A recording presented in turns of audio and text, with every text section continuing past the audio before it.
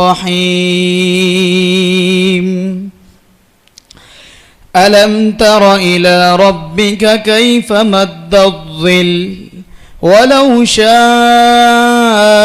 لجعله ساكنا ثم جعلنا الشمس عليه دليلا ثم قبضناه إلينا قبضا يسيرا وهو الذي جعل لكم الليل لباسا والنوم سباتا وجعل النهار نشورا وهو الذي أرسل الرياح بشرا بين يدي رحمته وأنزلنا من السماء ماء طهورا لنحيي به بلدة ميتا ونسقيه مما خلقنا أنعاما وأناسيا كثيرا ولقد صرفناه بينهم ليذكروا فأبى أكثر الناس إلا كفورا ولو شئنا لبعثنا في كل قرية نذيرا فلا تطع الكافرين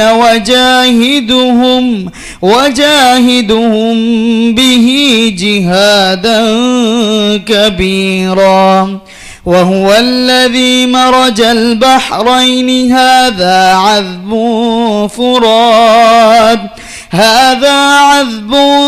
فرات وهذا ملح أجاج وجعل بينهما برزخا وحجرا محجورا وهو الذي خلق من الماء بشرا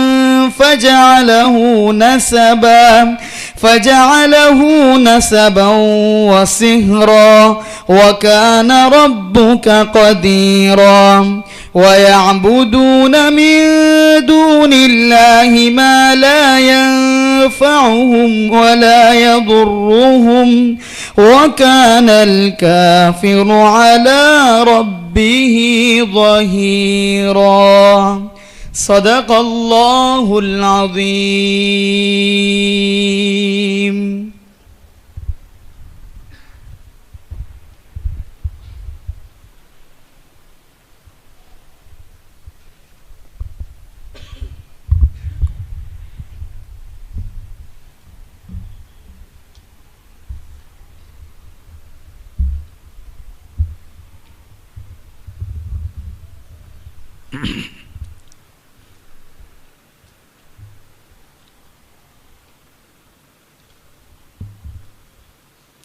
السلام علیکم ورحمۃ اللہ وبرکاتہ.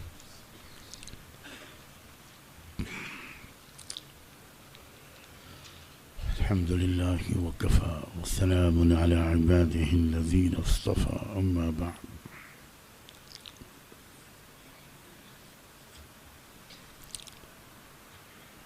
یہ سورہ فرقان کی آیت نمبر 45 سے آیت نمبر 55 تک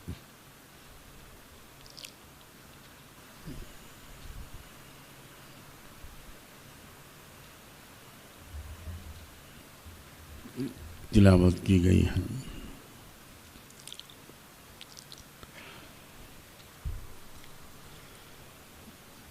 کل جو آیتیں زیر درس تھیں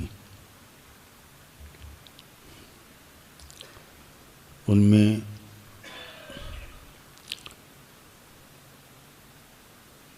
تاریخ کے واقعات کی روشنی میں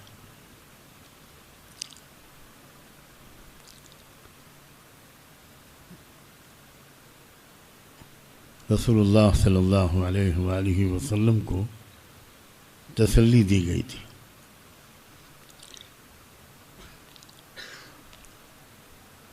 آپ کی قوم آپ کے ساتھ جو سلوک کر رہی ہے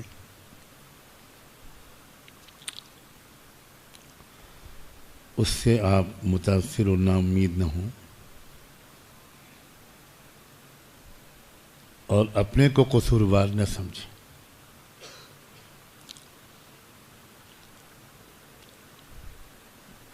بار بار مختلف قوموں نے اپنے اپنے نبیوں کے ساتھ اسی طرح کا سلوک کیا ہے،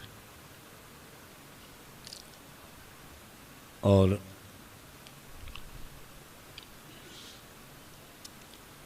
جو ان کا انجام ہوا ہے وہ آپ یاد رکھیں، اور یہ قومیں بھی اس سے سبق لیں تو ان کے حق میں بہتر ہوگا۔ انہی واقعات کو ایام اللہ کہا جاتا ہے۔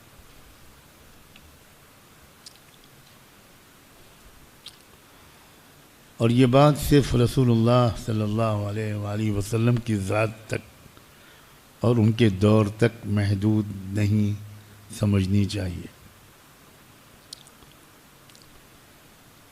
تاریخ بار بار اپنے آپ کو دہراتی ہے۔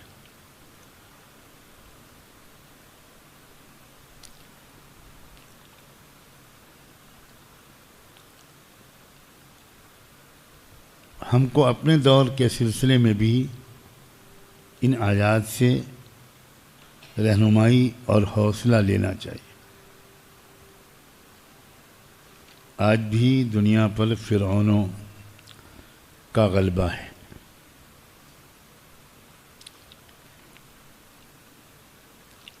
وہ بے حد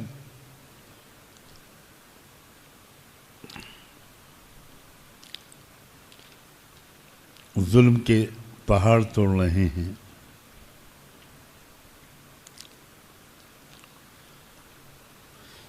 جس کی وجہ سے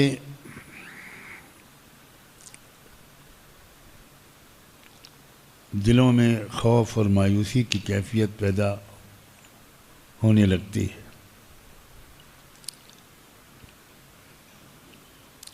اس موقع پر ایمان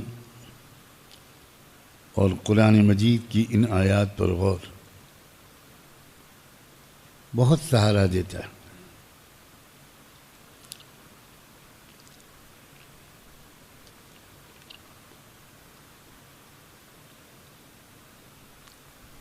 اس لیے اس دور میں خاص طور پر سخت ضرورت ہے امت کو پھر سے قرآن سے جوڑنے کی، جس پر میں اپنی بساط کے مطابق بہت زور دینے کی کوشش کر رہا ہوں۔ اور مجھے شدید دکھ اور غم ہوتا ہے اس بات کا کہ شاید ہمارے مدارس کے اکثر مدارس کے ذمہ داروں کو اس طرف خاطر خواہ توجہ نہیں۔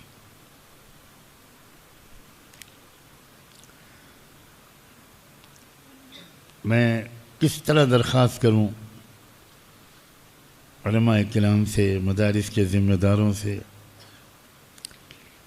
کہ وہ اپنے مدارس میں قرآن مجید کی تدریس کے تناسب کو بہت زیادہ بڑھائیں۔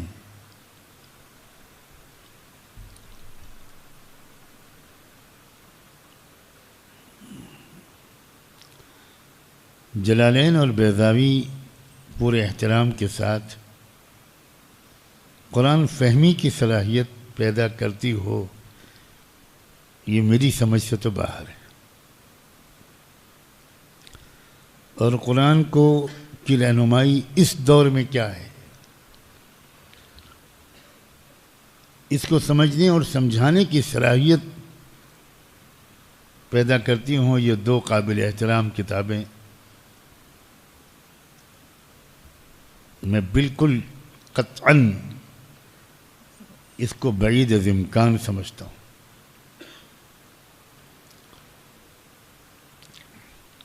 اعراب کا حل کرنا اور حل عبارت الگ چیز ہے، نحوی ترکیب الگ چیز ہے، اور بے شک وہ ضروری ہے قرآن فہمی کے لیے، لیکن ضروری ہونا الگ چیز ہے اور کافی ہونا الگ چیز ہے۔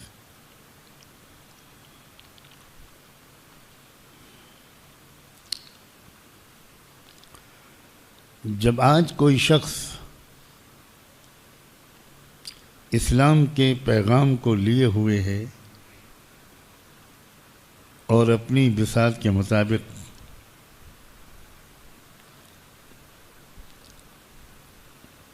وہ اس کو پھیلانے کی بھی کوشش کر رہا ہے اور اس نظام کے مطابق معاشرے کی تشکیل نو کی بھی کوشش کر رہا ہے،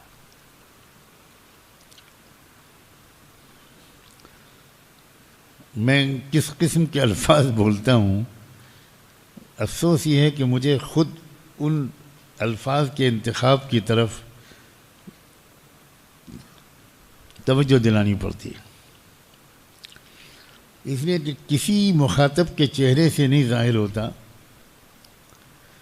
کہ میں نے یہ لفظ کس لفظ کے بدل میں استعمال کیا ہے۔ اسلامی انقلاب برپا کرنے کے لیے یہ لفظ کے بجائے میں نے بولا ہے معاشرے کی تشکیل نو۔ انقلاب برپا کرنے کا لفظ پڑوسیوں کو تکلیف پہنچاتے ہیں اور پڑوسیوں کے حقوق بہت ہیں،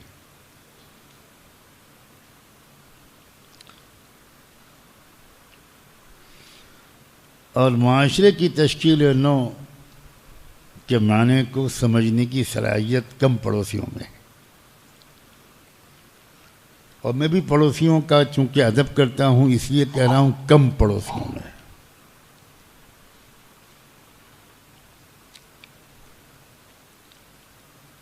ورنہ یہ کہنا شاید زیادہ بہتر ہوتا کہ نہیں ہے ان الفاظ کے مفہوم کو سمجھنے کی صلاحیت۔ ہمیں کسی کو چڑھانا مقصود نہیں ہے، ہمیں اپنی منزل مقصود تک پہنچنا ہے۔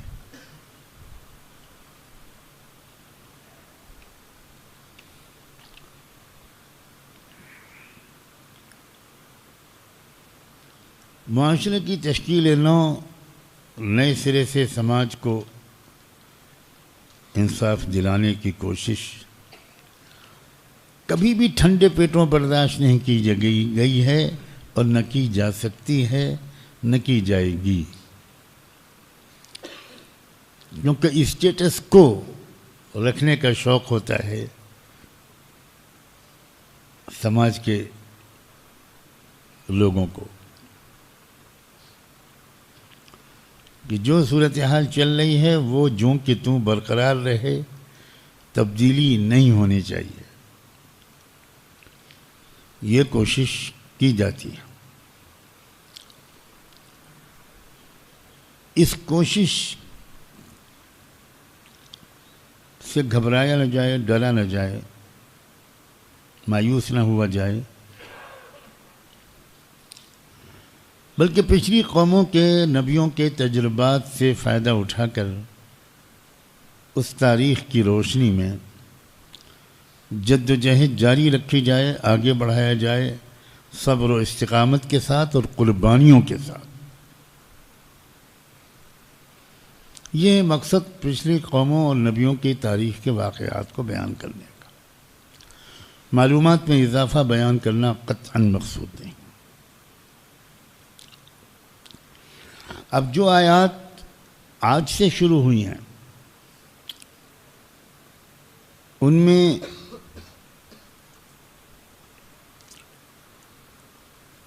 دو طرح کی دلیلیں ایام اللہ کے علاوہ، ایام اللہ یعنی تاریخ کے واقعات کا ایک حصہ بیان ہو چکا، اب آلاء اللہ کا بیان شروع ہو رہا ہے۔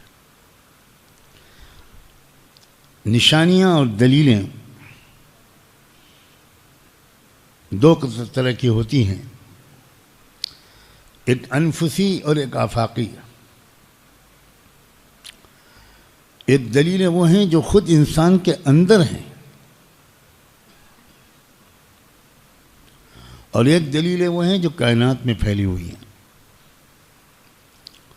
کائنات میں پھیلی ہوئی دلیلوں کو آفاقی دلائل کہتے ہیں،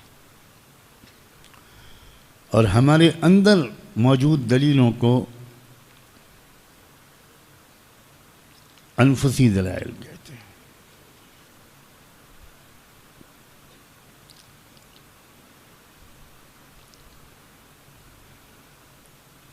ان دونوں کا اب تذکرہ شروع ہوا ہے۔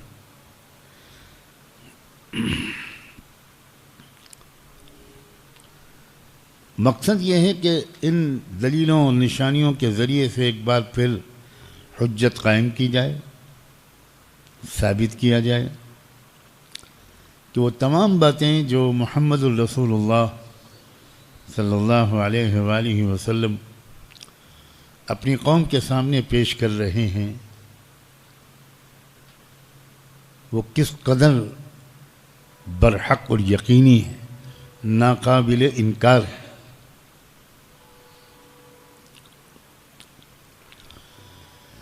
ارشاد ہوا الم تر الی ربک کیف مد الظل، کیا تم نے اپنے رب کی اس قدرت کی طرف نگاہ نہیں کی کہ کس طرح اس نے سائے کو پھیلا رکھا ہے، وہ کس طرح سائے کو پھیلاتا رہتا ہے یا پھیلا دیتا ہے۔ سائے کے دو طرح کے تشریحیں کی گئیں۔ بعض حضرات یہ کہتے ہیں، اور یہ بات دل کو لگتی بھی ہے آگے کی آیات کی وجہ سے، کہ سائے سے مراد رات ہے۔ سورج غروب ہوتا ہے اور ساری دنیا پر سایہ چھا جاتا ہے، پرچھائی، اندھیرا۔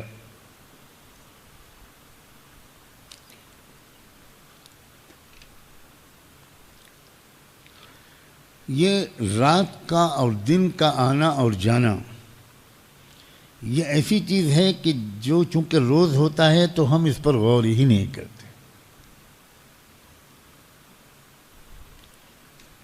ورنہ اس پر اگر تفصیل سے غور کیا جائے تو بہت واضح اور بڑی دلیل ہے۔ اور جیسے جیسے رات کیوں آتی ہے، صبح کیوں نکلتی ہے، دن کیوں طلوع ہوتا ہے، پھر دن کیوں غائب ہو جاتا ہے، غروب ہو جاتا ہے، جیسے جیسے حقائق کھل رہے ہیں ویسے ویسے یقینی طور پر یہ بات ثابت ہوتی ہے کہ کوئی زبردست مدبر ہے جس نے اس طرح افلاک کی گردش کا نظام طے کیا ہے، پلینٹس کی کہ جو موومنٹ ہے، جو سیاروں کی گردش ہے، اپنے آربٹ میں وہ اتنی سوفسٹیکیٹڈ ہے، اتنی پروگرامڈ ہے، اتنا باریک پروگرامنگ کی گئی ہے کہ اس کی وجہ سے یہ رات آتی ہے اور دن نکلتا ہے۔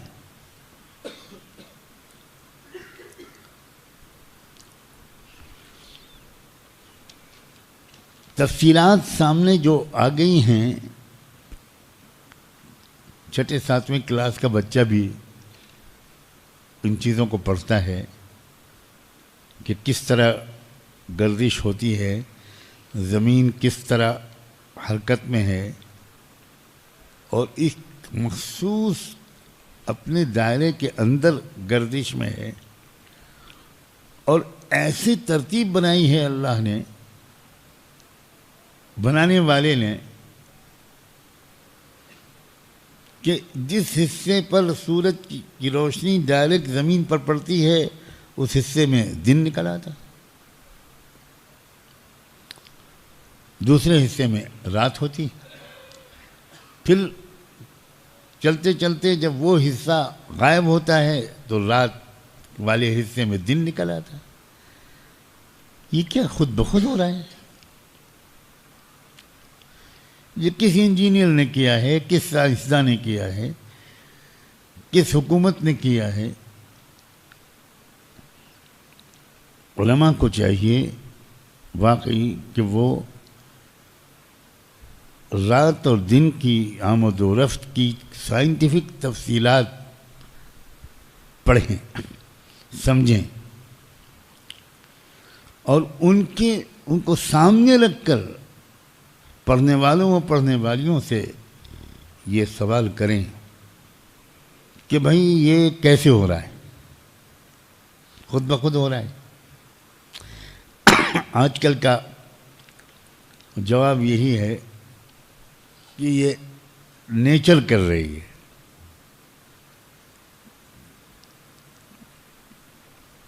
نیچر کو کس نے پیدا کیا؟ نیچر کو کس نے بنایا؟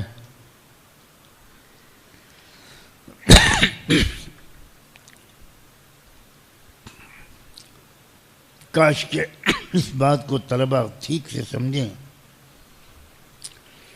کہ اگر کسی ادارے میں قرآن کے ساتھ سائنس پڑھائی جا رہی ہے تو اس ادارے کا مقصد سائنس پڑھانے کے بعد ڈاکٹر بنانا نہیں ہے، بالکل نہیں۔ اس ادارے کا مقصد سائنس کو پڑھا کر قرآن مجید کو سائنٹیفک دلائل کے ساتھ مزید آسان کر کے سمجھانے کی صلاحیت پیدا کرنی۔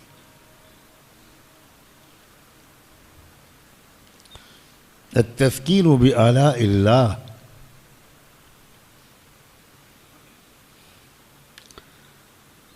ایک تشریح کی گئی کہ کیسے رات کو پھیلا دیتا ہے اللہ۔ بہت سی آیات ہیں جس میں اللہ تعالیٰ نے شب و روز کی آمد کا اپنی وحدانیت اور وجود کی دلیل، مضبوط دلیل کے طور پر پیش کیا۔ ابھی تو میں ترجمہ کر رہا ہوں، شاید میں کچھ اور مزید وضاحت کروں تھوڑی بہت۔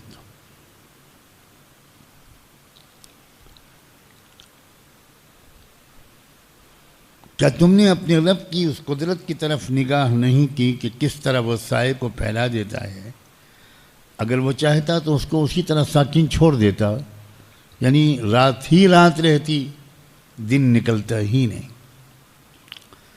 لیکن پھر ہم کیا کرتے ہیں؟ پھر ہم یہ کرتے ہیں ثم جعلنا الشمس علیہ دلیلا، پھر ہم سورج کو اس کے اوپر ایک دلیل راہ بنا دیتے ہیں، یعنی پھر سورج طلوع ہوتا ہے اور وہ دھیرے دھیرے اندھیرا چھنٹتا ہے اور ہم آہستہ آہستہ اس کو اپنی طرف سمیٹ لیتے ہیں، اس رات کے اندھیرے کو۔ ثم قبضناہ الینا قبضا یسیرا۔ بعض حضرات نے یہ جو چیزوں کا سایہ ہوتا ہے، ظل کا جو لغوی ترجمہ ہے وہ مراد لیا ہے۔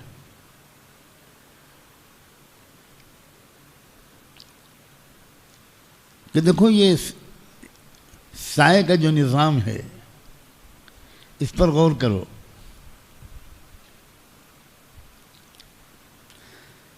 درختوں کا سایہ، ہر چیز کا سایہ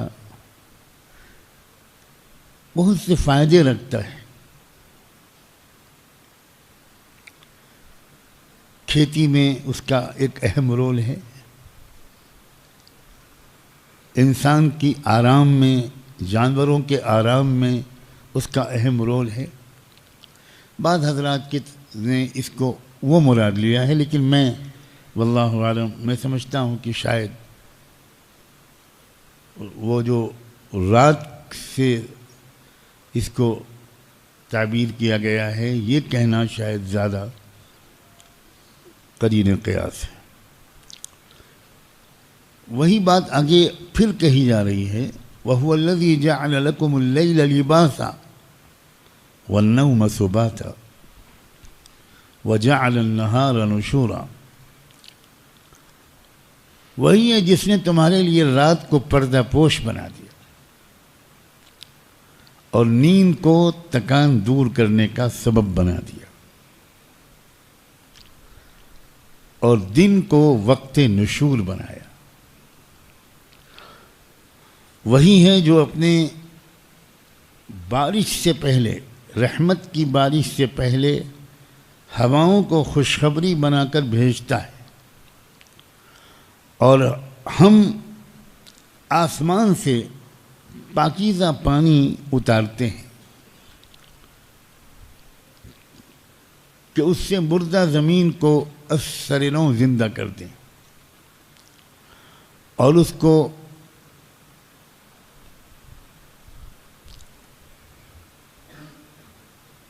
پئیں ہماری مخلوقات،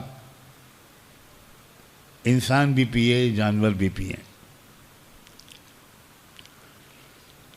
اور ہم نے اس کو ان کے درمیان مختلف طریقوں سے واضح کر دیا ہے تاکہ وہ یاد دہانی حاصل کریں، لیکن اکثر لوگ ناشکری ہی کا راستہ اختیار کرتے ہیں۔ محمد ہم چاہتے تو ہر بستی میں ایک نبی، ایک آگاہ کرنے والا، ایک دعوت دینے والا، ایک سمجھانے والا بھیج دیتے، تو تم ان ناشکروں کی بات کا دھیان نہ کرو اور اسی کے ذریعے سے، یعنی قرآن کے ذریعے سے خوب بہترین بڑے سے بڑا جہاد کرو، وجاہدہم بہ جہادا کبیرا۔ اور وہی ہے جس نے ملایا دو دریاؤں کو، ایک کا پانی میٹھا اور دوسرے کا نہایت کڑوا، اور ان دونوں دریاؤں کے درمیان ایک پردہ اور ایک مضبوط بند کھڑا کر دیا۔ اور وہی ہے جس نے انسانوں کو پانی سے پیدا کیا اور پھر ان کو دو قسم کے رشتے دیے، نسبا و صہرا، نسب کا رشتہ اور نکاح کے ذریعے سے قائم ہونے والے سسرالی رشتے، اور آپ کا رب بڑی قدرت رکھنے والا ہے، اور یہ لوگ اللہ کے سوا ایسی چیزوں کی بندگی کرتے ہیں جو نہ انہیں کوئی نفع پہنچا سکتی ہے اور نہ کوئی نقصان، اور یہ کفر کرنے والے اپنے رب کے حریف بن کر اٹھ کھڑے ہوئے، اور ہم نے تو تم کو بس ایک خوشخبری دینے والا، ایک آگاہی دینے والا بنا کر بھیجا ہے۔ تم کہہ دو کہ میں تم سے اس کا کوئی صلہ نہیں مانگ رہا ہوں۔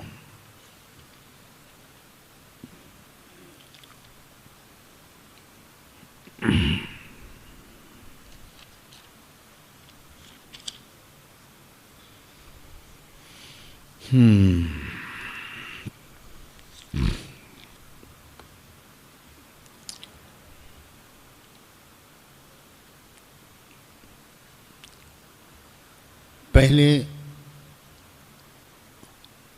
آفاقی دلیلیں، دلیلوں کے بیان میں انفسی دلیلوں سے پہلے آفاقی دلیلیں بیان ہو رہی ہیں۔ آلاء اللہ کا وہ حصہ جس کا تعلق کائنات میں اللہ کے بنائے ہوئے نہایت شاندار نظام کے بعض اجزاء کی وضاحت سے۔ یہ رات کا آنا پھر دن کا آنا کتنی بڑی نعمت ہے، نیند کتنی بڑی نعمت ہے. وَجَعَلْنَا نَوْمَكُمْ سُبَاتًا جَعَلْنَا اللَّيْلَ لِبَاسًا. انسان تھکا ہوا دن بھر کی جد و جہد کے بعد رات میں جب سوتا ہے تو صبح کو تازہ دم اٹھتا ہے اور پھر ایک نئے سرے سے جد و جہد کا آغاز ہوتا ہے. جد و جہد سے مراد صرف دینی جد و جہد نہیں ہے. وَجَعَلْنَا النَّهَارَ مَعَاشًا. جب تم صبح کو تازہ دم اٹھتے ہو تو نئے سرے سے اپنے روزگار، اپنے کاروبار، اپنے ذرائع معاش، اللہ کا فضل تلاش کرنے میں لگ جاتے ہو.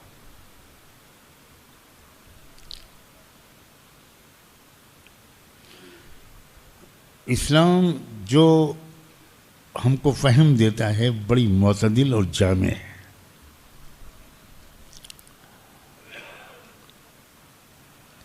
اگر ہم قرآن سے اسلام کو سمجھیں بغیر کسی باہری ملاوٹ کے، ڈائریکٹ قرآن سے ہم اسلام کو سمجھیں تو اسلام پورا کا پورا اسلام ہمارے سامنے آئے گا.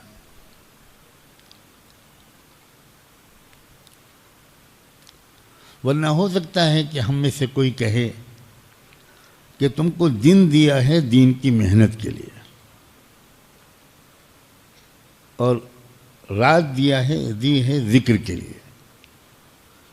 خانقاہ کی جو پارٹی ہے وہ کہے گی ذکر،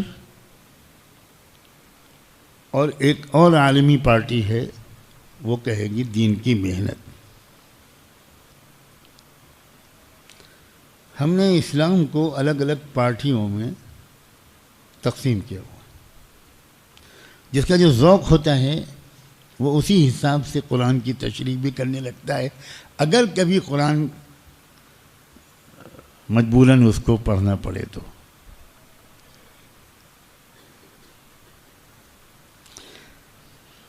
دن اللہ نے جو قرآن میں بیان فرمایا ہے وہ اعتدال کے ساتھ حلال روزی کمانے کے لیے عطا فرمایا، اور اسی لیے کیا خوبصورت تقسیم ہے.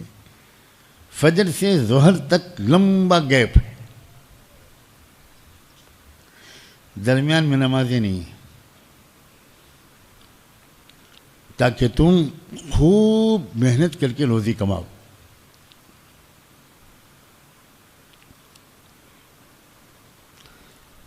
ظہر کی نماز کے بعد آرام کرو،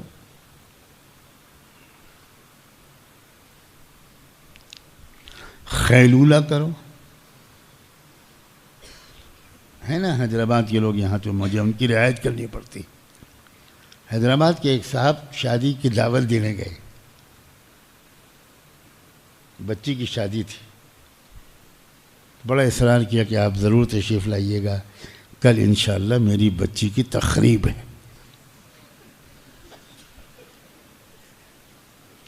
انہوں نے کہا اللہ نہ کرے نصیب دشمنا، کس کی ہمت ہے کہ آپ کی بچی کی تقریب کرے ہمارے ہوتے ہوئے.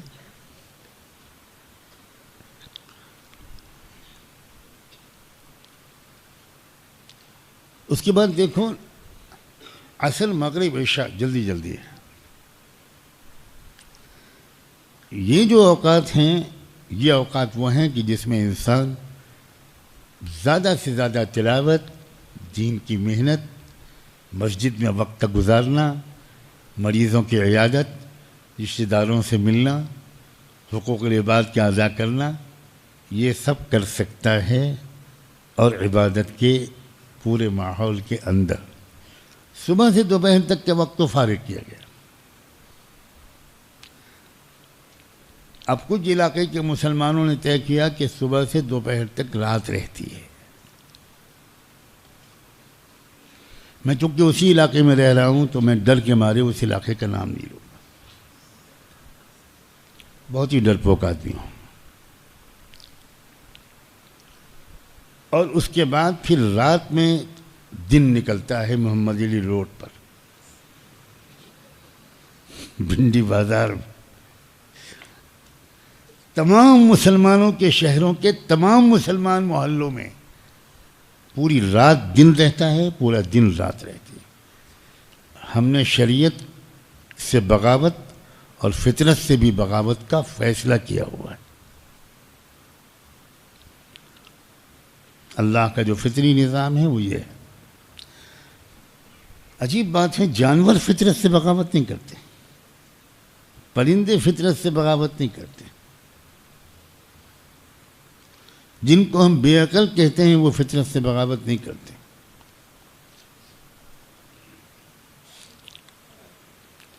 وَهُوَ الَّذِي جَعَلَ لَكُمُ اللَّيْلَ لِبَاسًا، ایک چادر اوڑھ کر تم سو جاتے ہو، رات کی چادر، لباسا، والنوم سباتا، اور نیند کو تمہارے لیے کلفت اور تکان کے زائل کرنے کا سبب بنا دیا، جس کی وجہ سے تم اثر نو چاق و چوبند ہو کر زندگی کی سرگرمیوں میں حصہ لینے کے لائق بن جاتے ہو۔ اور پھر اس کے بعد اللہ اکبر، وجعل النہار نشورا، یہ نشور کا لفظ غضب کا لفظ اللہ تعالیٰ نے استعمال فرمایا۔ نشور اصل میں مرنے کے بعد دوبارہ زندہ ہونے کے لیے یہ لفظ استعمال ہوتا ہے، لیکن رات کی نیند کے بعد صبح اٹھنے کے لیے بھی اللہ نے نشور کا لفظ استعمال کر کے ایک زبردست اشارہ کر دیا کہ جس طرح رات کی نیند کے بعد تم روز اٹھتے ہو، اسی دن ابدی نیند، اسی طرح ابدی نیند کے بعد پھر تم دوبارہ اٹھو گے۔ اور ایک اشارہ ہو گیا، جس طرح یہ آسان ہے اللہ کے لیے، اسی طرح اللہ کے لیے وہ بھی آسان ہے۔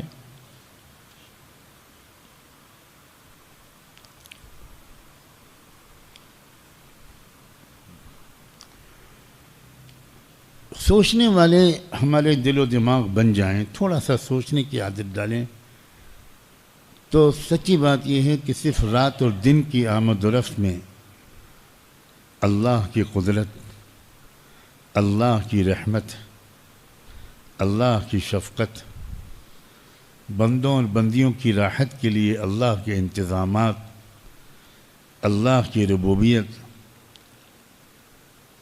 توحید خداوندی اور آخرت کی حقیقت، حقانیت، سب چیزوں کی اتنی نشانیاں موجود ہیں صرف رات اور دن کی گردش میں۔ رات اور دن کی گردش بتاتی ہے کہ اللہ ہے، یہ ساری کائنات کا پورا نظام بہت حکیم، قدیر، قادر مطلق، زبردست مدبر ہستی چلا رہی ہے، یہ خود بخود نہیں چل رہا۔ یہ خود بخود والا فلسفہ عجیب و غریب ہے۔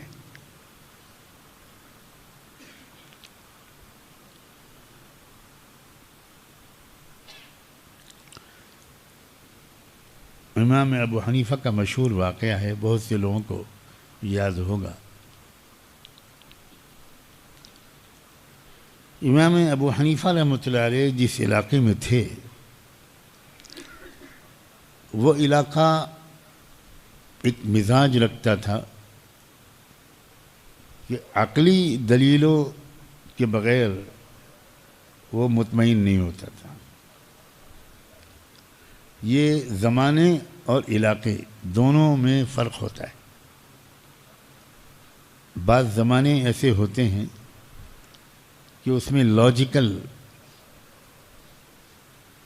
عقلی استدلال بھی ضروری ہوتا ہے، اور بعض علاقے وہ ہوتے ہیں جہاں کا مزاج عقلی دلیلوں کے بغیر مطمئن نہیں ہو پاتا۔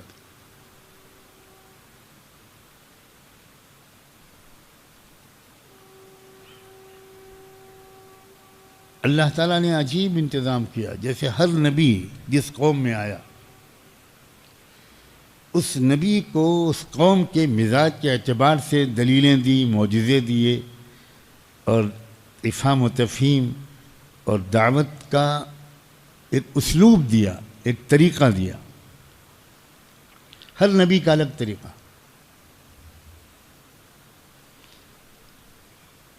حضرت ابراہیم علیہ السلام نے الگ طریقے سے دلیل دی. جب ہز میجسٹی مسٹر نمرود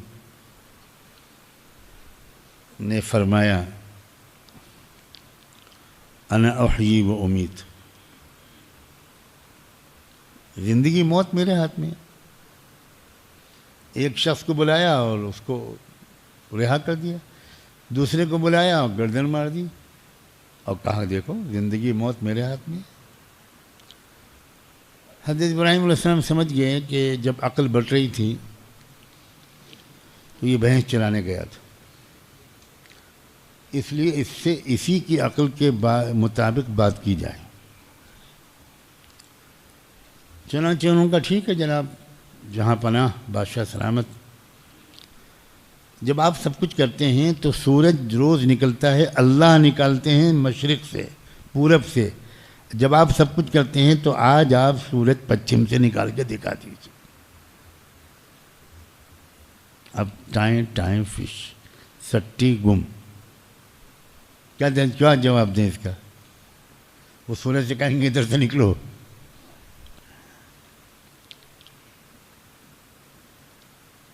موسیٰ علیہ السلام کو اللہ تعالیٰ نے اپنی قوم کے حساب سے سمجھانے کا انداز اور دلیلیں دی.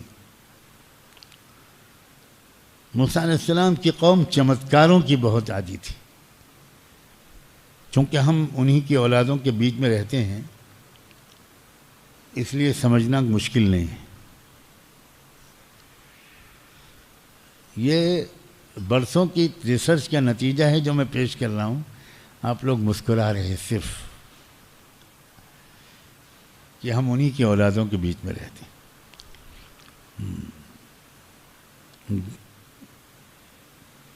گائے سے بڑی محبت تھی.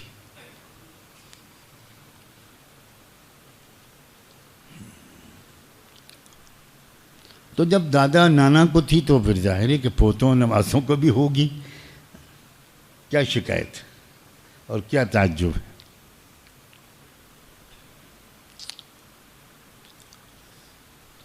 تو چمتکاروں کی بہت عادی تھی وہ قوم. جیسے ہماری جو رشتہ دار قوم ہے پڑوسی، وہ بھی چمتکاروں کی بہت بہت زیادہ عادی ہے.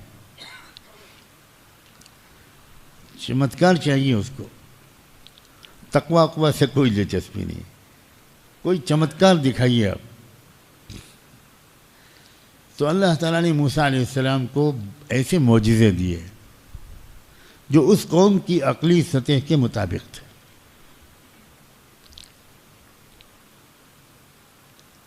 عیسیٰ علیہ السلام کے زمانے میں میڈیکل سائنس بہت ترقی کر گئی تھی.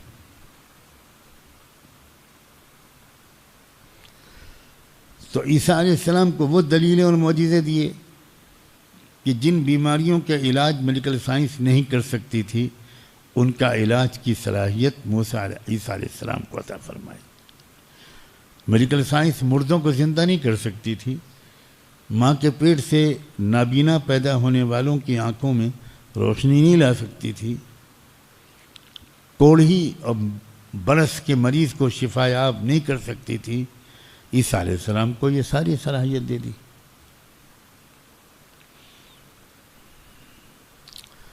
تو امام ابو حنیفہ رحمۃ اللہ علیہ کو بھی وہ صلاحیت دی جو اس علاقے کی قوم کو مطمئن کر سکے. وہ مزاج تھا اس قوم کا.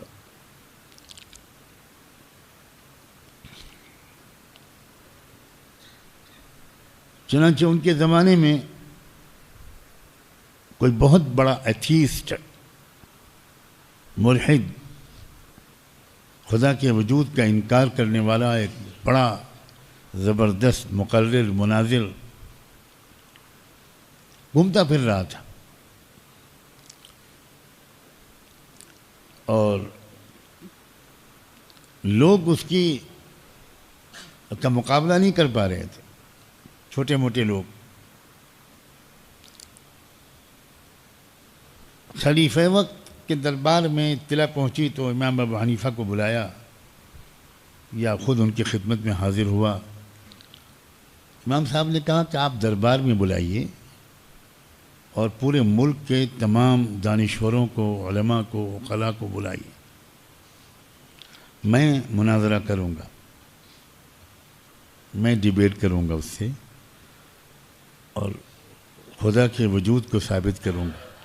ملک میں جو انتشار پھیل رہا ہے اس کا انشاءاللہ راستہ بند ہو جائے گا.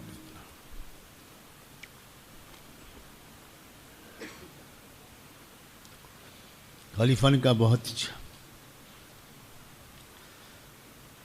دن، تاریخ، وقت سب طے ہو گیا، دربار سج گیا، بے شمار لوگ جمع ہو گئے، بڑے بڑے ممتاز ترین دماغ، اور وہ شخص بھی آ گیا وقت مقرر پر. لیکن امام صاحب لیٹ ہو گئے. امام ابو حنیفہ وقت پر نہیں پہنچے. لوگوں نے سوچا آتے ہوں گے 2-4 منٹ آگے پیچھے کے، کوئی بات نہیں. لیکن آدھا گھنٹہ ہوا، 1 گھنٹہ ہوا، 1.5 گھنٹہ ہوا، امام ابو حنیفہ کا پتہ ہی نہیں. اس شخص کو موقع مل گیا، اس نے بادشاہ سے، خلیفہ سے شکایت کی کہ حضور آپ نے کس کو بلا لیا جس کو یہ تمیز نہیں ہے کہ وقت پر پہنچے؟ آپ ایسے آدمی سے میری بحث کرانا چاہتے ہیں؟ قریب تھا کہ خلیفہ بھی ناراض ہو کر محفل کے برخاست کر دینے کا اعلان کر دے.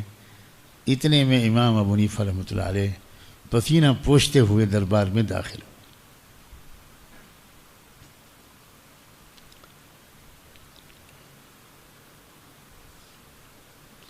سب ناراض تھے، چیخ پکار مچ گئی. اس نے کہا بحث میں ان سے نہیں کروں گا، پہلے ان سے پوچھئے کہ یہ اتنی دیر سے کیوں آئے، یہ تماشا بنا لیا ہے. امام صاحب نے کہا کہ سر خلیفہ وقت، واقعی میں تاخیر ہوئی ہے مجھے، لیکن اگر آپ اجازت دیں تو میں وجہ بتا دوں کہ کس وجہ سے دیر ہوئی تو شاید میں قابل معافی قرار دیا جاؤں. بتاؤ بھائی، بتائیے کیا وجہ ہے، آپ اتنی دیر سے کیوں آئے؟ امام صاحب نے کہا کہ آپ تو غالباً واقف ہوں گے کہ میں شہر کے جس علاقے میں رہتا ہوں وہاں سے آپ کے محل دربار تک پہنچنے کے لیے درمیان میں ایک بڑا دریا پڑتا ہے، ایک ندی پڑتی ہے. جب کبھی بھی مجھے ادھر آنا ہوا تو میں آیا اور کشتی پہ بیٹھ کے چلا آیا. آج عجیب واقعہ پیش آیا کہ میں بالکل وقت پر گھر سے نکلا، لیکن دریا کے پاس جب پہنچا تو کوئی کشتی موجود نہیں تھی، کوئی کشتی والا موجود نہیں تھا. بڑا پریشان ہوا. اب میں سوچتا رہا میں کیا کروں، میں لیٹ ہو رہا ہوں. تو اچانک جو ایک درخت میرے پاس تھا جس کے بغل میں میں کھڑا ہوا تھا، وہ درخت ایک دم سے ٹوٹ کے گرنے لگا، گر گیا، پورا درخت گر گیا. تو وہ شخص بولا کہ کیا کہہ رہے ہیں، خود سے گر گیا؟ امام صاحب نے کہا جی وہ خود سے گر گیا. آپ ذرا سنتے رہیے. امام صاحب نے کہا ذرا میں پوری بات سناؤں تب آپ میری تاخیر کی وجہ معلوم ہو جائے گی. اس کے بعد میں نے دیکھا کہ درخت کی لکڑیاں کٹنے لگیں. کیا کوئی کاٹنے والا تھا؟ نہیں کوئی نہیں تھا، خود بخود سب کٹ رہے تھے. اچھا، وہ لکڑیاں کٹتے کٹتے کٹتے تختے بن گئے اس کے خود بخود، اور وہ تختے بنتے بنتے بنتے بنتے وہ کشتی بن گئی.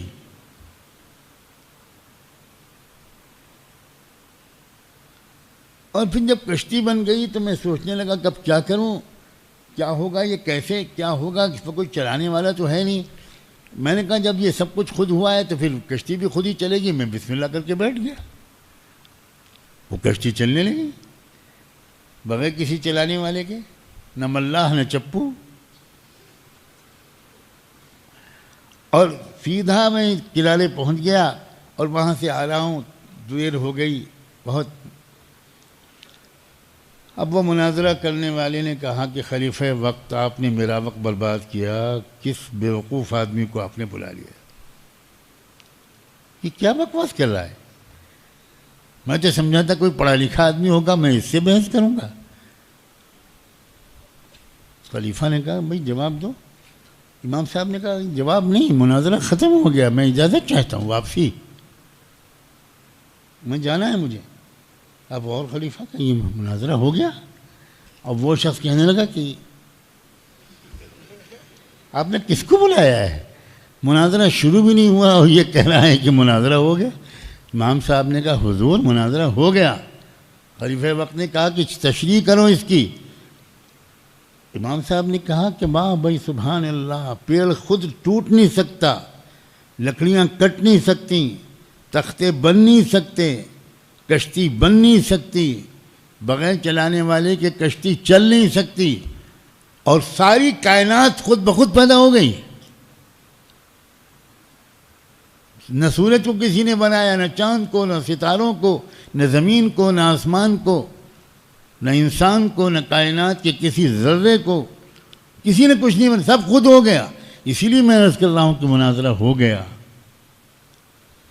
بس خلیفہ وقت نے کہا کہ آئندہ سے اگر تم نے اپنی بکواس اس ملک میں پھیلائی تو جیل میں ہی مرو گے تم.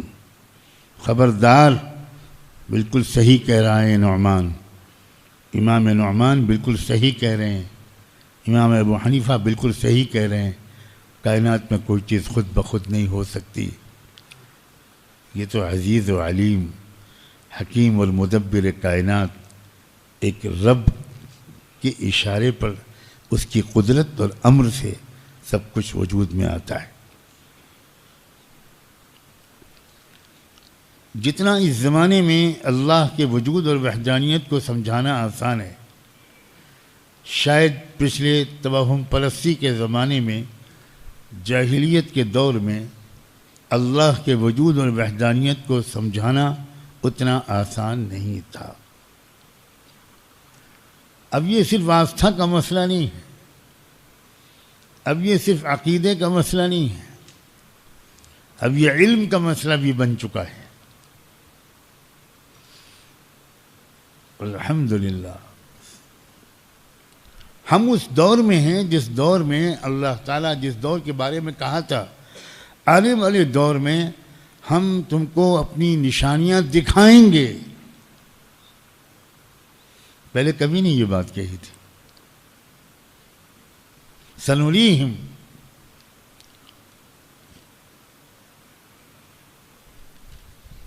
اب تو دلیلیں اسی لیے واللہ اس لیے سائنس کے پڑھنے والے افسوس یہ ہے کہ 1% بھی سائنس کے پڑھنے والے ایمان کو سمجھنے اور سمجھانے کی صلاحیت پیدا کرنے کے لیے سائنس نہیں پڑھتے.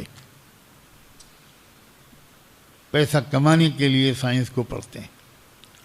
بدترین نیت ہے یہ, واہیات نیت ہے. اصل تو اللہ نے ایک ہتھیار ہم کو اس وقت دیا ہے, اس سے بہتر کوئی اور ہتھیار نہیں ہے توحید کی, ایمان و اسلام کی حقانیت کو ثابت کرنے کے لیے.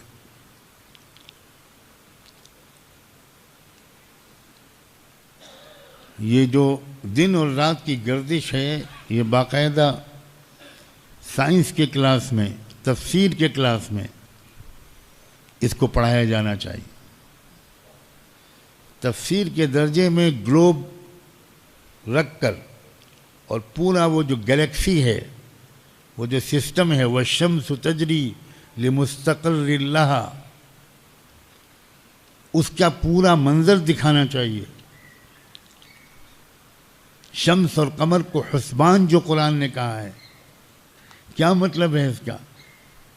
کل فی فلک یسبحون، ہر پلانٹ اپنے آربٹ کے اندر تیر رہا ہے، اور اس کے نتیجے میں یہ دن اور رات کی گردش پیدا ہوتی ہے، تو نظر آ جائے گا اللہ کا نظام، کوئی اور تشریح اس کی کر ہی نہیں سکتا، کوئی کہہ نہیں سکتا کہ یہ خود بخود ہے۔ مگر نہایت افسوس کی بات یہ ہے کہ قرآن کا علم اور کائنات کا علم الگ الگ ہے، اور جہاں یکجا کرنے کی کوشش بھی کی جا رہی ہے، جیسے کہ یہاں، وہاں بھی اکثر بچے جو سائنس میں ایڈمیشن لیتے ہیں ان کا مقصد ہی صحیح نہیں ہوتا، وہ نہیں جانتے کہ یہاں سائنس کو کیوں مدرسے کے لازمی مضامین کا لازمی حصہ بنایا گیا ہے، نہیں سمجھتے، بہت افسوس کی بات۔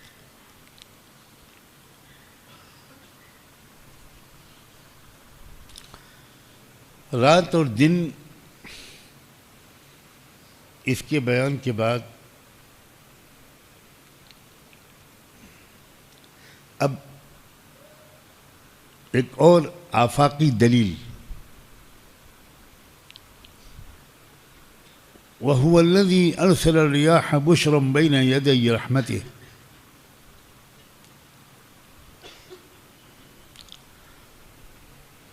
وہی خدا تمہارا رب ہے جو بارش سے پہلے موسمی ہواؤں کو ایک خوشخبری بنا کر بھیجتا ہے۔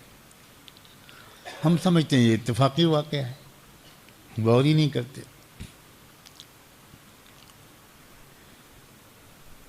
کسان سب سے زیادہ بارش سے پہلے چلنے والی ہواؤں کا پیغام سمجھتا ہے۔ جیسے ہی ہوائیں خاص قسم کی چلنی شروع ہوتی ہیں تو کسان سمجھ جاتا ہے کہ اب بارش ہونے والی ہے، اور وہ فوراً اپنی تیاری کر کے کھیت میں پہنچ جاتا ہے۔ عام لوگ تو صرف ہواؤں سے مزے لیتے رہتے ہیں، لیکن وہ جو بارش سے پہلے کی ہوائیں ہیں وہ اس لیے اللہ چلاتے ہیں تاکہ لوگ تیاری کر لیں۔ وہ بھی ایک بہت بڑی نشانی ہے۔ یہ ہوائیں بادلوں کو ہانک ہانک کر لاتی ہیں۔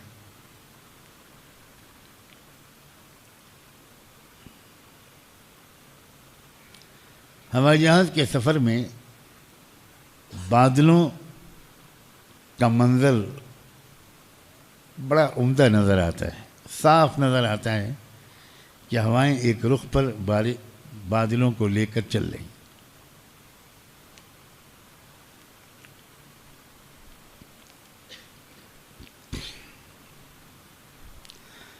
پھر بادلوں کو تہ در تہ اکٹھا کیا جاتا ہے۔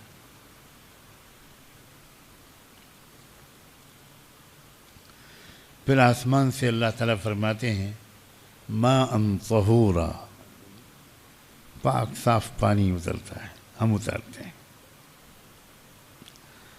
لنحیی بہ بلدۃ میتا، تاکہ ہم اس پانی کے ذریعے ایک ایسی زمین جو مر چکی ہے، بالکل سوکھی ہے، اس کو پھر سے زندہ کر دیتی۔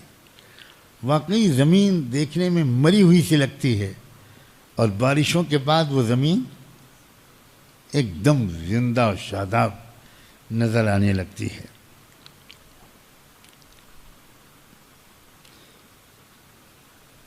ایک اشارہ ہے یہاں بھی، لنحیی بہ بلدۃ میتا، ایک مردہ شہر کو ہم زندہ کر دیتے ہیں۔ تو اگر مردہ زمین کو بارش کے ذریعے ہر سال زندہ کیا جا رہا ہے تو سوچو اللہ تعالیٰ اپنے کسی نظام کے ذریعے موت کے بعد تم کو زندہ نہیں کر پائے گا۔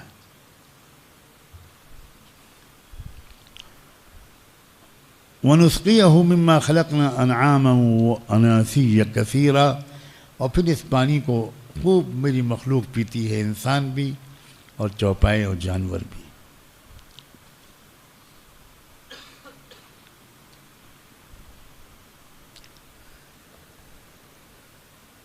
زمین، آسمان سے لے کر زمین تک ابر، ہوا، بارش اور بارش کے ذریعے سے زمین کا زندہ ہو جانا، طرح طرح کے غلوں، اناجوں، سبزیوں، پھلوں، میووں کا پیدا ہونا،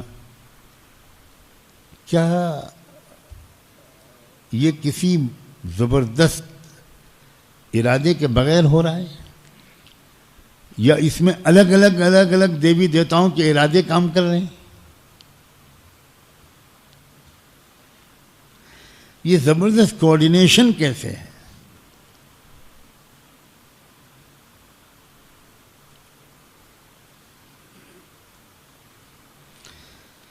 وہ خدا کیسا خدا ہے جو دوسرے خدا کی اطاعت کر رہا ہے؟ ایک خدا جب کہتا ہے کہ آج بارش ہوگی تو دوسرا خدا کیوں نہیں کہتا کہ آج نہیں ہوگی، چناؤ کے بعد ہوگی؟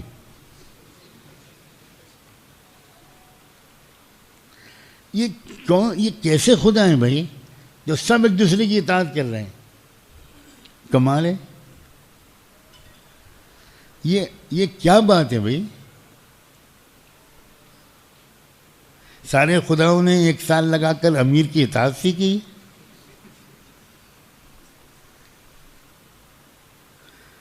وہ خدا ہی کیا جو دوسرے کی اطاعت کرے۔ یہ سمجھ میں آتا ہے کہ ایک خدا ہے، باقی سب اس کی اطاعت کر رہے ہیں، کچھ بے اختیار ہو کر رہے ہیں، کچھ اختیار کے ساتھ کر رہے ہیں۔ بے اختیار ہو کر تمام مخلوقات کر رہی ہیں، اختیار کے ساتھ بتوفیق انسان کر رہے ہیں۔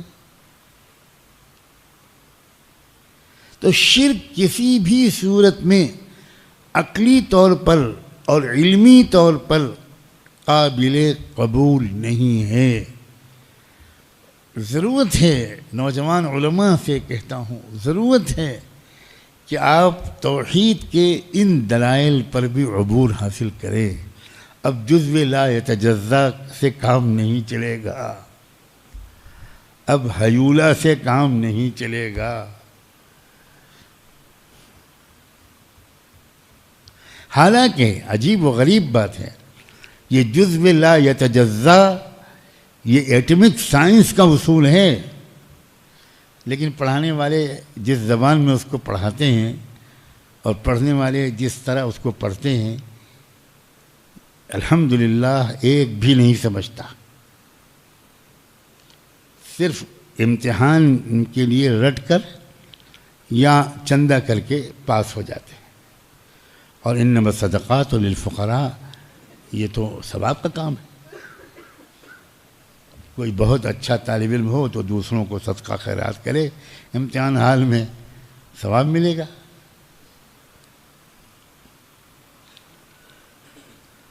حالانکہ یہ واقعی یہ وہی چیزیں ہیں جو آج دوسرے انداز سے کہی جا رہی ہیں۔ یہ ایٹم کیا ہے؟ یہ کسی کا نیوکلس پوائنٹ کا وہ حصہ ہے جو آخری حصہ ہو سکتا ہے، جس کے بعد اس کا تجزیہ نہیں ہو سکتا، وہی ہے جو ذلات سے۔ اسی کو سائنس نے مشاہدے کے طور پر، جو پچھلے سائنسدانوں نے زبردست عقلی اجتہاد کر کے جن خفیہ حقائق کا انکشاف کرنے کی کوشش کی تھی، اسی پر مشاہدے کو آگے بڑھایا گیا ہے۔ کون کہتا ہے کہ موجودہ سائنس؟ کس نے کہا ہے کہ ابن رشد کے بغیر موجودہ سائنس آگے بڑھ سکتی تھی؟ اس وقت کی سائنس کا اصل شاہ کلید، اس فاتح مفتاح بلا مبالغہ ابن رشد ہیں۔ حد یہ ہے کہ خلائی سیاست، اسپیس سائنس، خلا کے اندر جو انسان نے جانے کی ہمت کی، یہ صرف اور صرف ابن رشد کی تحقیقات کی روشنی میں کی ہے۔ لیکن ہم بالکل اپنے اسلاف سے ناواقف ہیں، بالکل اسلاف سے ناواقف ہیں۔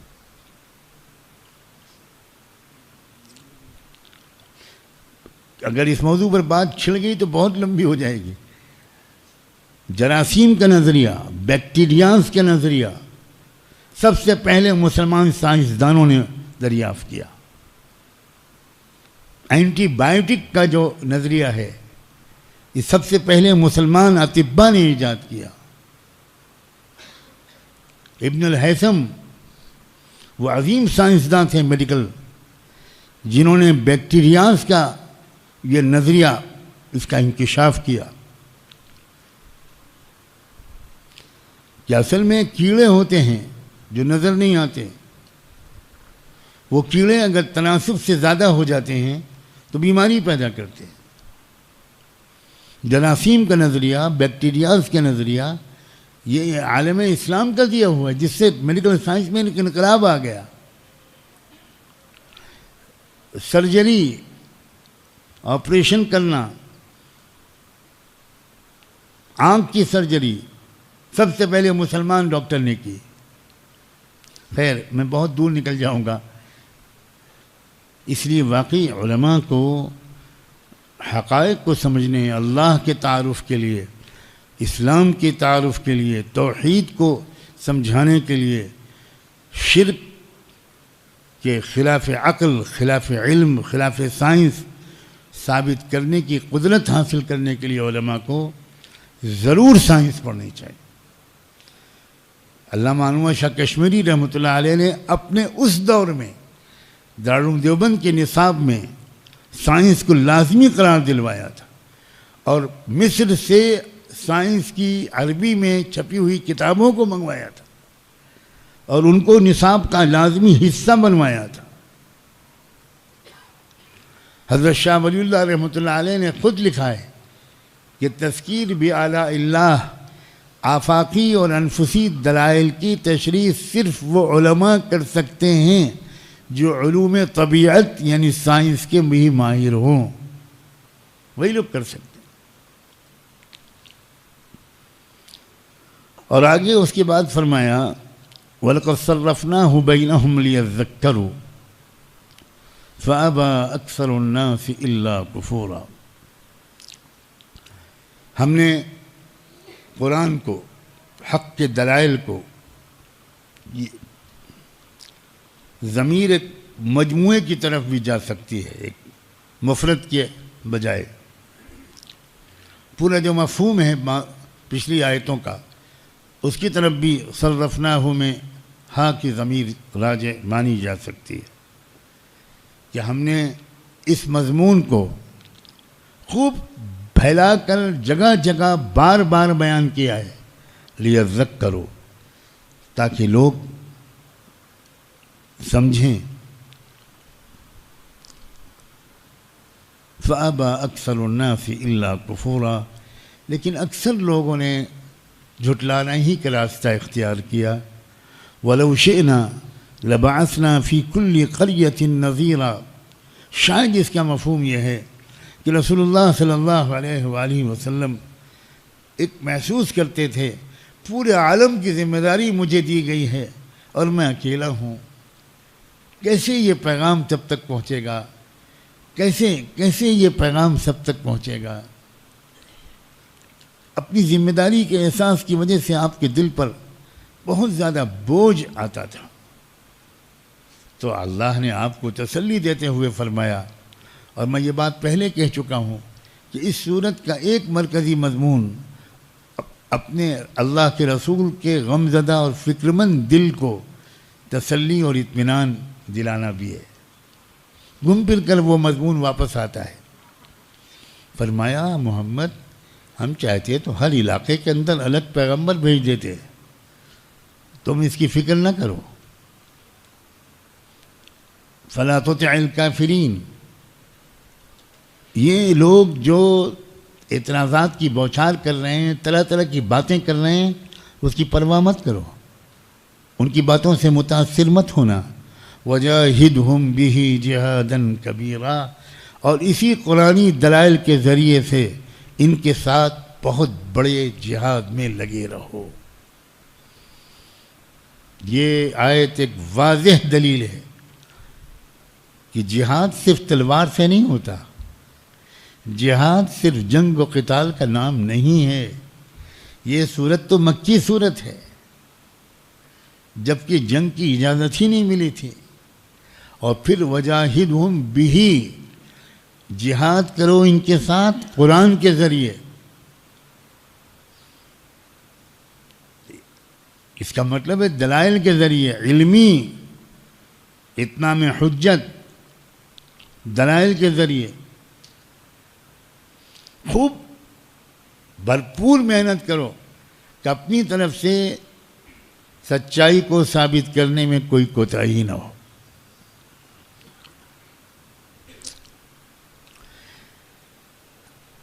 یہ آیت بھی آج ہم سب سے مطالبہ کر رہی ہے کہ اس لائق بنو اور اس فریضے کو ادا کرو کہ تم اقوام عالم اور اپنے ملک کے قوموں کے سامنے قرآنی، ایمانی، اسلامی حقائق کو دلائل کے ساتھ رکھو، اتمام حجت کرو. اور اس کو جہاد کبیر کہا گیا.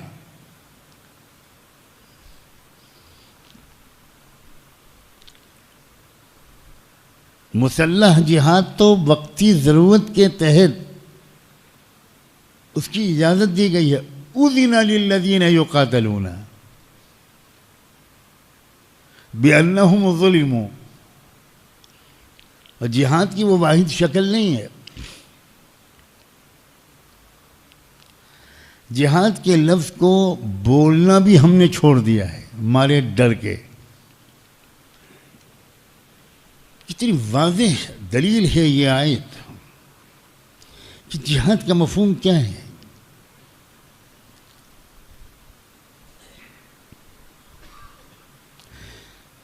کسی کام کو کرنے کے لیے آخری حد تک کوشش کر ڈالنا، بھرپور درجے کی محنت کر ڈالنا، یہ ہے جہاد. والذین جاہدوا فینا لنہدینہم سبلنا. جو لوگ اللہ تعالیٰ کہتے ہیں کہ مجھے راضی کرنے کے لیے، مجھ تک پہنچنے کے لیے، میرے تعلق کو حاصل کرنے کے لیے بھرپور محنت کر ڈالتے ہیں، ان کے لیے ہم اپنے راستے کھول دیتے ہیں. راستہ نہیں، راستے کھول دیتے ہیں.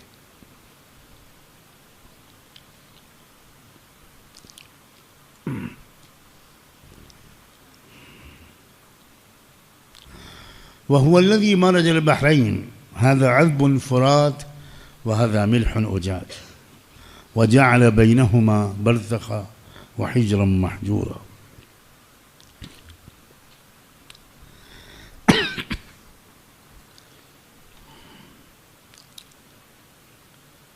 یہ آفاق کی نشانیاں،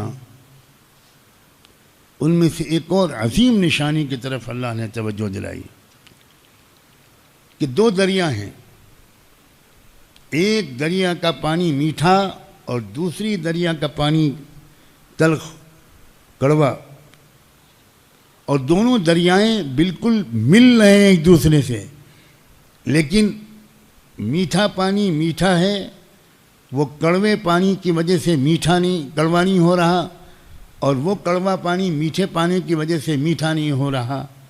دونوں دریائیں ہیں. عجیب و غریب بات ہے. اللہ اکبر. عجیب. دنیا کے ایک دو مقامات پر تو یہ منظر آنکھوں سے نظر آتا ہے. عجیب و غریب اللہ تعالیٰ نے جغرافیائی نظام رکھا ہے. ایک دریا کی سطح کو تھوڑا اوپر رکھا، ایک دریا کی سطح کو تھوڑا نیچے رکھا. سمندر کی سطح جو ہوتی ہے وہ ذرا نیچی ہوتی ہے، اور دریا کی سطح، عام دریا کی سطح ذرا اوپر ہوتی ہے. سمندر کی سطح اوپر اٹھتی ہے صرف ہائی ٹائڈ کے موقع پر، اور وہ بھی ساحلی علاقے میں. دو دریا ملتے ہیں، دو سمندر ملتے ہیں. خدا نے یہاں سمندر کا لفظ بولا ہے. دریا کو بھی سمندر کہا جا سکتا ہے، عربی زبان میں البحر کہا جا سکتا ہے. کھلا مشاہدہ ہے، دیکھا ہے میں نے اپنی آنکھوں سے. رنگ الگ ہے پانی کا.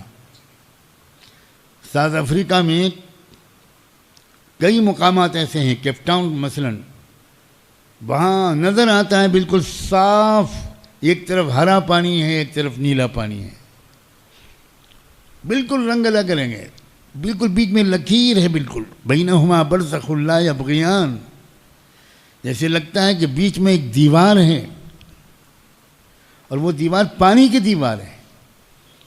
وہ نہ یہ بیچ والا پانی نہ دائیں طرف ملتا ہے نہ بائیں طرف ملتا ہے، نہ ادھر کے پانی کو ادھر کے پانی سے ملنے دیتا ہے، نہ ادھر کے پانی کو ادھر کے پانی سے ملنے دیتا ہے، اور ہے پانی.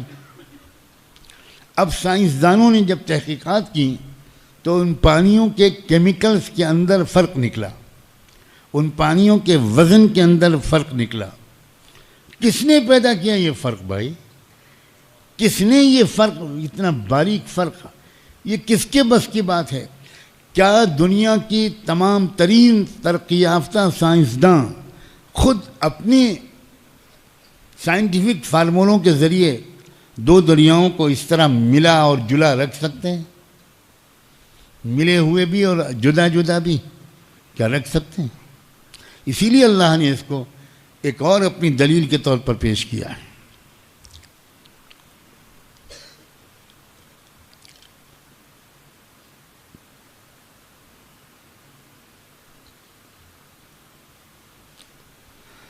اللہ اکبر. یعنی دونوں کی موجیں ایک دوسرے سے ٹکراتی ہیں، پھر بھی پانی کا رنگ اور ذائقہ دونوں کا الگ الگ رہتا ہے. اللہ اکبر. کیا عظیم قدرت ہے ہمارے اور آپ کے رب کی، کیا قدرت ہے.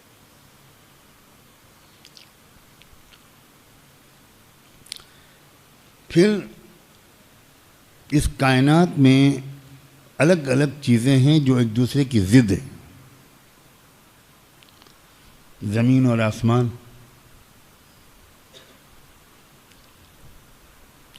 مرد اور عورت، یہ مجموعے اجزاد ہیں. یہ کائنات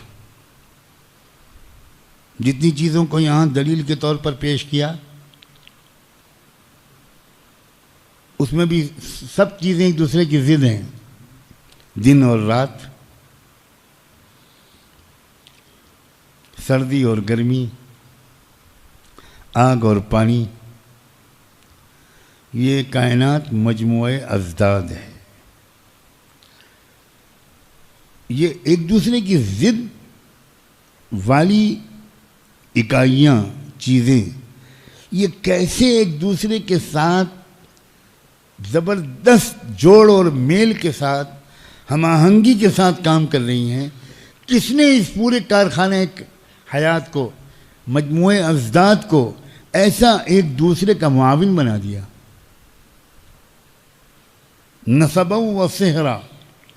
ایک رشتہ ہمارا ہے خونی، اب ایک رشتہ ہوتا ہے بالکل دوسرا رشتہ، اور یہ دونوں رشتے کس طرح ایک وحدت بنتے ہیں، اور اس وحدت کی وجہ سے ایک متحدہ خاندان بنتا ہے.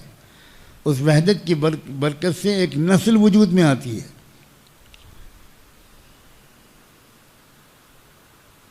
اللہ اکبر. اس کی بہت تفصیلات ہیں، بہت تفصیلات ہیں. میں بہت اپنے کو روک رہا ہوں کہ اس کی جو شواہد ہیں، دلائل ہیں، مثالیں ہیں، وہ بہت ہیں. اللہ کرے کہ خاص طور پر جو طلبہ ہیں ان کا مطالعے کا شوق بڑھے. خوب پڑھیں، خوب پڑھیں، خوب پڑھیں، خوب پڑھیں. بہت کچھ ملے گا انشاءاللہ ان کو. اللہ اکبر.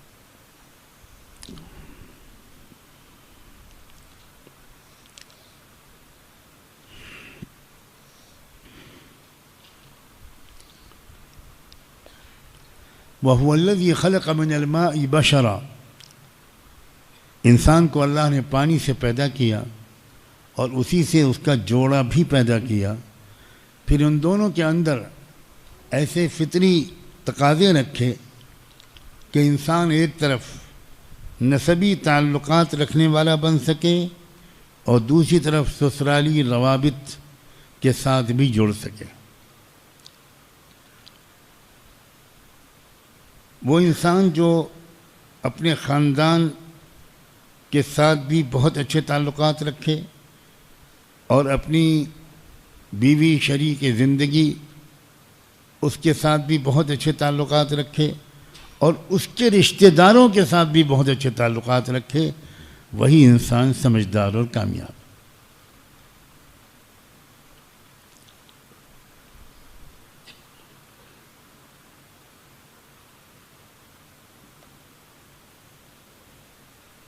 نکاح کے موقع پر ایک آیت عام طور پر خطبہ نکاح میں پڑھی جاتی ہے، یا ایھا الناس اتقوا ربکم الذی خلقکم من نفس واحدہ وخلق منها زوجها وبث منهما رجالا كثيرا ونساء واتقوا الله الذي تساءلون به والأرحام ان اللہ کان علیکم رقیبا۔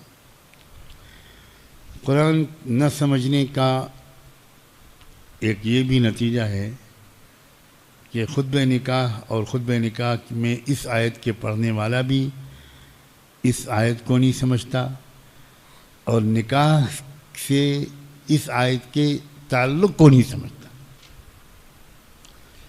اور سننے والے تو خیر کیا سمجھیں گے، وہ تو چھواروں کے انتظار میں ہوتے ہیں، اور دلہا بیچارہ کہتا ہے کہ اب اپنی قرت بند کیجئے، جلدی سے حجاب و قبول کرائیے، اور جب آپ پوچھتے ہیں اس سے ایک بار دو بار قبول کیا تو وہ کہتا ہے دماغ صحیح ہے، اسی دن کے لیے تو جی رہا ہوں، آپ کہہ رہے ہیں قبول کیا۔ میرا مقصد حیات یہی ہے، بس جلدی ختم کیجئے، باقی ہاں مجھے دلہن کو لے کے جانا ہے، قبول کیا۔ معلوم ہوتا ہے ہدایت النحو پڑھا رہے۔ کیا آیت ہے، واتقوا اللہ الذی تساءلون بہ والارحام۔ اس آیت میں اللہ نے فرمایا کہ دیکھو جس اللہ کے نام پر تم ایک دوسرے سے سوال جواب کرتے ہو اس کا خیال رکھنا۔ نکاح بھی ایک سوال جواب ہے۔ ایک خاندان اپنے لخت جگر کے لیے دوسرے خاندان کی نور نظر کا دامن مانگتا ہے، اور وہ خاندان اس کی نیک نیتی اور شرافت پر بھروسہ کر کے اپنی نور نظر کو اس کے حوالے کرتا ہے۔ یہ سوال جواب ہے۔ تو یہ کہا جا رہا ہے اس نئے رشتے کا بھی خیال رکھنا، والارحام، اور پرانے خونی رشتوں کو بھول نہ جانا، ماں اور باپ کا رشتے، ددیال اور ننیال کے رشتے۔ اکثر و بیشتر گھروں میں جو جھگڑے ہوتے ہیں 99% وہ اس لیے ہوتے ہیں کہ جھکاؤ ایک طرف ہو جاتا ہے اور ایک طرف سے غفلت ہو جاتی ہے۔ کبھی شوہر صاحب کو بیوی کے خاندان کے طواف کا ہی ذائقہ آ جاتا ہے، بس فمن تطوع فبہما، اور کبھی الٹا ہو جاتا ہے کہ اپنے ہی خاندان والوں کا زیادہ خیال ہوتا ہے اور بیوی کے خاندان کو ذلیل سمجھا جاتا ہے۔ یہ بھارتی سماج کی خاص ادا ہے جو مسلمانوں کے اندر بھی آئی ہے۔ عورت کو اور عورت کے رشتہ داروں کو ذلیل سمجھنا، کمتر سمجھنا، حقیر سمجھنا، یہ بھارتی سماج کا اٹوٹ انگ ہے۔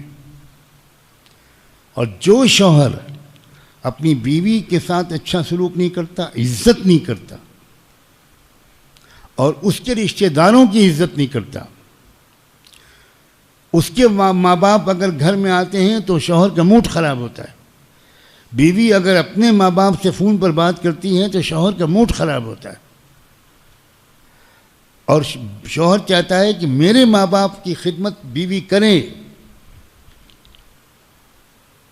یا الٹا اگر بیوی شوہر کے ماں باپ کی عزت نہیں کرتی، کبھی نہیں بنے گی دونوں میں، کبھی خوشگوار گھرانہ وجود میں نہیں آئے گا، کبھی سعادت مند اولاد وجود میں نہیں آئے گی، ناممکن ہے۔ اس لیے بار بار قرآن مجید نے الگ الگ الفاظ استعمال کر کے دونوں رشتوں کو نبھانے، دونوں رشتوں کو عزت دینے، اور دونوں رشتوں کے ذریعے بنے ہوئے تمام رشتہ داروں کی عزت کرنے کا دونوں کو حکم دیا ہے۔ وهو الذي خلق من الماء بشرا فجعله نسبا وصهرا وكان ربك قديرا. اور یہ قدرت ہی تو ہے اللہ کی کہ ایک دوسرے سے بالکل دور ضد ایک دوسرے کے، اور ان کو ایسی اکائی بنا دیا، زوج بنا دیا. عربی میں زوج جو ہے وہ کہتے ہیں ایک وجود کے دو حصے برابر برابر، اس کو زوج کہتے ہیں. بالکل ایک ہی وجود کے دو حصے کر دیے جائیں اسے زوج کہا جاتا ہے.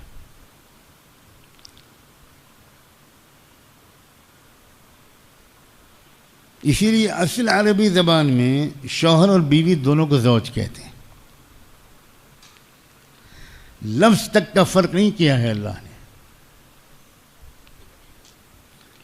یہ زوجہ جو ہے یہ تو آسان کر کے سمجھانے کے لیے کہا جاتا ہے کہ تذکرہ ہو رہا ہے شوہر کا یا بیوی کا، ورنہ اصل میں عربی میں بیوی کو بھی زوج ہی کہیں گے، شوہر کو بھی زوج ہی کہیں گے. اور یہ اشارہ ہے اس طرف کہ دونوں بالکل یکساں ہیں، بالکل برابر کے ہیں.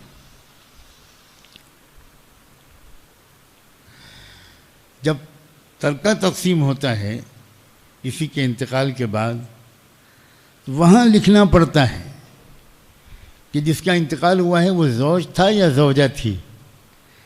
یعنی جس کا انتقال ہوا ہے وہ شوہر تھا، اور جس کی وراثت جس کو ملنی ہے، جس کے ترکے کا فیصلہ مفتی صاحب کو کرنا ہے، وہ مرنے والی کا شوہر ہے یا مرنے والے کی بیوی ہے.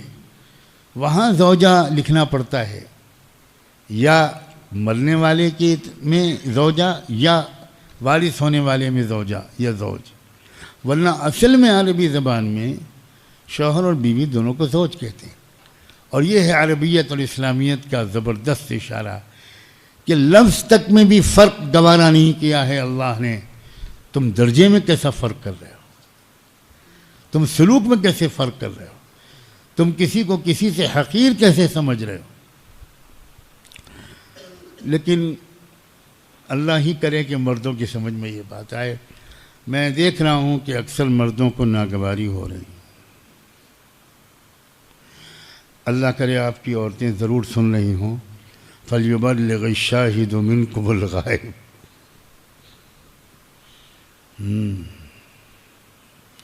تاکہ رمضان کے فوراً بعد گھر جاتے ہی مغفرت شروع ہو جائے، کیونکہ رحمت کا عشرہ ختم ہوگا، مغفرت کا ہوگا، تو مغفرت کے اسباب بھی تو ہونی چاہیے. وَيَعْبُدُونَ مِن دُونِ اللَّهِ مَا لَا يَنفَعُهُمْ وَلَا يَضُرُّهُمْ وَكَانَ الْكَافِرُ عَلَى رَبِّهِ ظَهِيرًا. اللہ اکبر. کیا لوگ ہیں یہ، ایسی چیزوں کی پوجا پاٹ کرتے ہیں، بندگی کرتے ہیں جو ان کو نقصان بھی نہیں پہنچا سکتے، نفع بھی نہیں پہنچا سکتے. بے بس ہیں بیچارے. وَكَانَ الْكَافِرُ عَلَى رَبِّهِ ظَهِيرًا. اور یہ لوگ اصل میں اپنے رب کے مقابلے میں شیطان کے مددگار اور اپنے رب کے حریف بن کر اٹھ کھڑے ہوئے ہیں. اس لیے ضد و دشمنی میں یہ اصل میں ان عقیدوں پر قائم ہیں دلیلوں کے سہارے اور تائید کے بغیر. بس یہیں تک آج تلاوت کی گئی تھی اور یہیں پر آج تشریح رکتی ہے. کل سے جن آیات کی تشریح شروع ہوگی ان میں رسول اللہ صلی اللہ علیہ وآلہ وسلم کو خطاب کر کے ایک بار پھر اللہ تعالیٰ نے کچھ فرمایا ہے، اور وہاں بھی ایسا محسوس ہوتا ہے کہ حضور کے غمزدہ اور فکر مند دل کو ڈھارس اور تسلی دینا مقصود ہے. اللہ تعالیٰ ہم سب کو نور قرآن عطا فرمائے، قرآن سے شغف، قرآن کا ذوق، قرآن میں تدبر، قرآن میں غور و فکر. اے عزیز طلباء اور نوجوان علماء، اب جٹ جاؤ قرآن کے سمجھنے کی کوشش میں. اللہ آسان کر. مجلس کی دعا پڑھ لیجئے. سبحان اللہ و بحمدہ، سبحانک اللہم و بحمدک نشہد ان لا الہ الا انت نستغفرک و نتوب الیک.